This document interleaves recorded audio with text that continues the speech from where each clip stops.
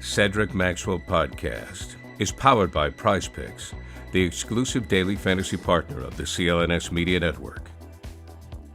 Cedric Maxwell Podcast, Nick Gelso here today, filling in for Josue Pavon, and I'm, of course, with the legend. Josue, who the hell? Oh, he's on. Let's use it like they say. Josue's on assignment. Right? He's on assignment, and it's very important and confidential. Yeah, okay. we got it. We got it. So I'm filling in for the second episode this week, and I'm happy to do it because the Celtics, Max, are really going to be put to the litmus test over the next week in regards to games. Obviously, good win over Philly. Now they got Dallas. They have Golden State, they have Cleveland, and Denver coming up. Well, teams that, you say good win over Philly, but a game that they were supposed to win. Yeah. No Joel Embiid. Yeah. I think the biggest thing about this coming week is you look at this team and you said psychologically, maybe one of the biggest games they've played this year will be playing Golden State. Out in Golden State this year, Celtics were up in that game and got beat. Coming out of the arena, one of the guys who just works at the arena looked at me and said, "They're in you guys' head," like I was playing in you guys' head. But I actually think that he's right. So that's why I think the Golden State game is a big test for them because you got a team that is right now playing with a little bit more swagger in Golden State. Everybody had kind of buried them, and they have Minga and guys like that are playing well. So I'm interested to see how they reboot it, but can the Celtics stay at their level? And that's the biggest thing. Why is Golden State so in their head? I mean, obviously they beat them in the finals. Best shooter in the world is still playing over there. I know. But according to Jason Tatum, he's the best player in the world. He could be, but he's not the best shooter in the world. Best shooter in the world, and you still got, the other guy over there who's kind of raising him. Klay, Klay is taking, yeah. And, I mean, it kind of leads into a question I have for you for another episode, but Klay going to the bench, right? Mm-hmm. 6-man. I mean, that's championship sacrifice, right? Well, yeah. I think that he knew that they needed to be a little bit bigger. But Ray knew the Celtics needed Avery Bradley in the starting lineup. No, he didn't.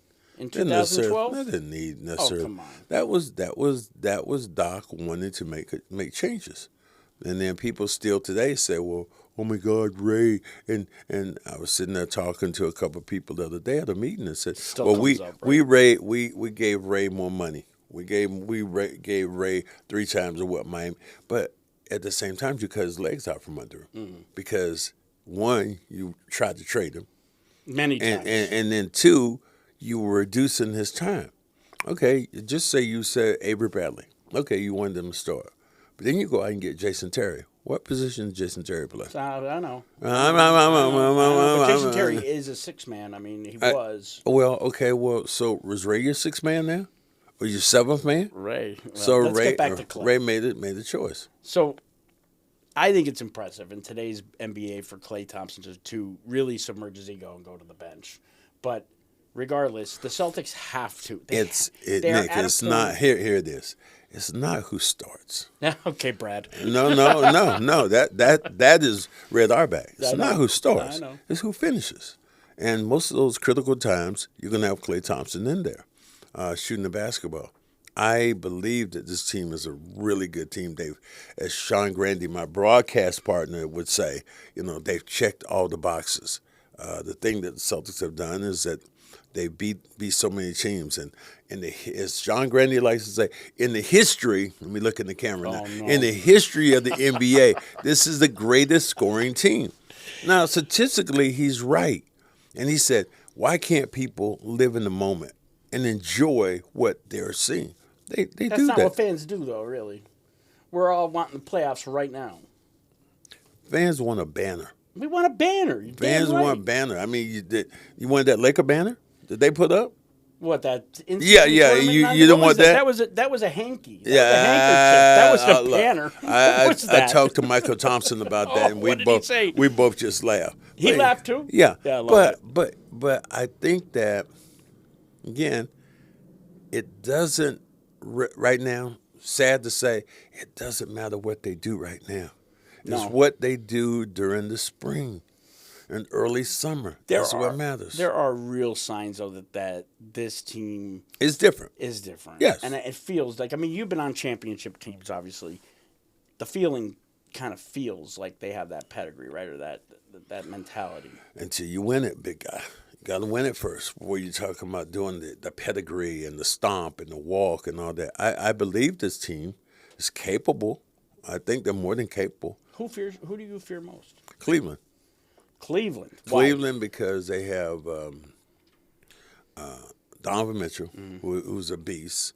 And I think that they're long and they're athletic. When they have Allen and Mobley, two guys who play long teams position. give Boston problems. And but the equalizer has been, and I've talked to several people, seems like it's always been Porzingis. Because as much as you and I and everybody else, I remember I thought I'd have to give you here's this white thing. I thought I was going to have to give you a freaking hanky.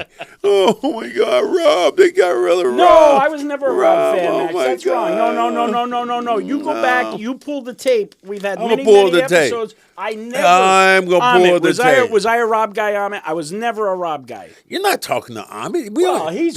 People aren't even supposed to know he's here. Everybody knows Amit is here. He's famous. So, yeah, but I think that, and when Rob, and I love, here's the thing. He's injured, I'm not criticizing Rob, but for this particular team, Porzingis fits better because he scores a basketball. And when you're talking about a guy in the paint, and here's the thing that I loved the other day. Celtics went on to beat Philly. What'd they do with those three? They shoved that three right up there, Rudy Tooty, and didn't take as many and attacked the rim. And they won by going to the free throw line, nickel and dime the other team. Like old school. It felt like basketball. It felt like basketball. It felt like old school 80 to me. Yeah. And, Sean kept saying, well, it's going to be hard for them to win if they didn't make more than 4 threes. And they went out and dominated that game because they got to the line. Because they play. See, there are times when threes are really important. Mm-hmm. But there are other times when you don't have to shoot threes because you're focusing on attacking the rim. And when you have a weapon like Porzingis, who's going to score in the paint, that's going to get other teams in trouble. Because now you have to pick your poison. Max, how about his passing? No. I wouldn't even say his passing. His basketball IQ. His IQ is off the charts. His basketball IQ and what he's done for Jaylen Brown. Jaylen Brown has become this year Chuckles. He's actually smiling. He chuckles. Yeah, he chuckles. Chuckles. I mean, who would have thought Porzingis? And Porzingis, they're calling themselves cookies and cream right now. Now, I would think that Ben and Jerry's might come in and go, hey, wait a minute. Hold up there, big fella. Cookies and cream, we had that way back in the day. So Porzingis obviously a key. We know he has had health issues. This year he's looked very healthy. Nick, people keep saying he's had health issues. He really hasn't been as injured as most people think. Not this year. And even last year. When he played Golden State, when he played in Washington, they shut him down. So he's rested. So he's resting. They're resting him on these off days. He gets an opportunity, and the biggest thing about it, he loves being here. He loves being here. I mean, the weather's closer to where he's from. It's cold. The dude gets off the airplane sometimes. Wants to win. He gets off the airplane sometimes and out at Hanscom and has a short sleeve shirt on. And it's freezing. I don't know where he's from. Is he from the Alps? I mean, where's he from? He's from Serbia, isn't he? I know Serbia, but damn, is he in the mountains? Max, is he talkative? He's talkative. Talked to him a little bit on the plane, on the bus going over, and I said, "You're just so happy." And this is early in the season. I said, "Man, I am so happy that Brad Stevens had the courage to pull the trigger." I'm shocked at I was against it. I didn't want to see Marcus go. I thought he was tinfoil. Porzingis, even his first press conference, Max, I was unimpressed. I just thought he was very, very mundane or unenergetic. Man, did I realize game 2. He is the. I was way wrong. He gets the crowd involved. Yes. His teammates love him. His teammates love him. He shoot the threes. He has charisma. Matt, you know what I love? And you probably notice it too. And you got to be at the game almost to notice it. He's the number 1 cheerleader when he's not in the game. Number 1 cheerleader, but just as big as when you look at this team, the options that they have. People said the Celtics didn't have a bench. Yeah, well, If Brad Stevens isn't executive of the year, who is? Who not is? Danny Ainge. Who, I mean, Brad has made these moves of these picks that, Danny put a bunch of stuff in the cupboards. Yep. Brad has said, you know what, we eating all the food. We don't give a damn what it we've been is. giggling We'll about get this. next week. We'll find out what we need. But right now, cook that last can of beans. About this Yes. too. We've been giggling. Football season may be over, but the action on the floor is heating up.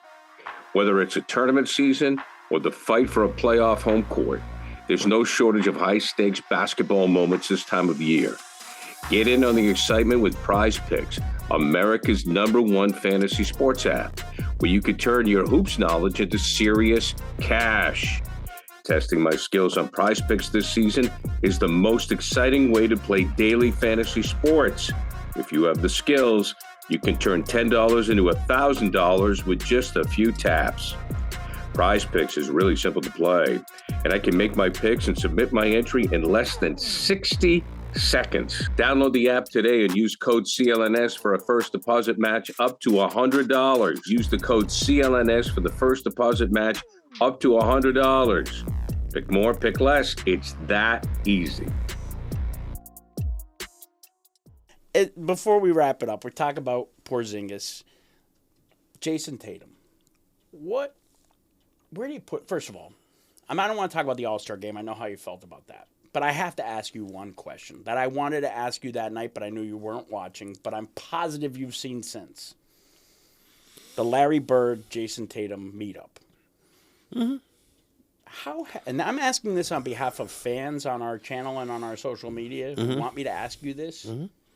How is it possible that they have not met yet? Now, I know why. I mean, Larry been around?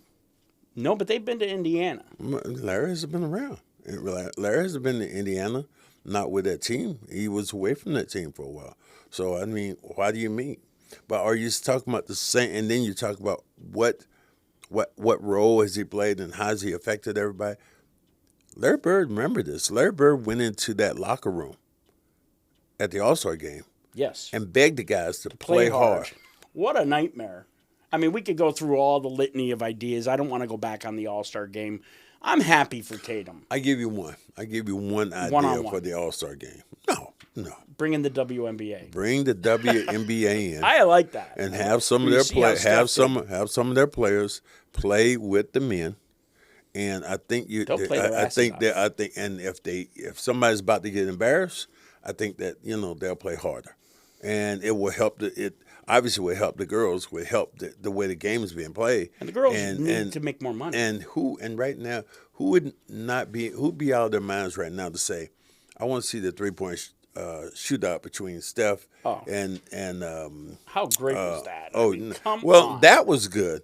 But Caitlin Clark comes in, and that. So do you think that's going to continue? I do. I think the WNBA are going to, and they should. I mean, they are underpaid. Right, they play hard every night, and it gives them opportunity, as they like to talk about. It gives them an opportunity to make more money. Yep, and get more publicity. Yeah. Bring more publicity to that game.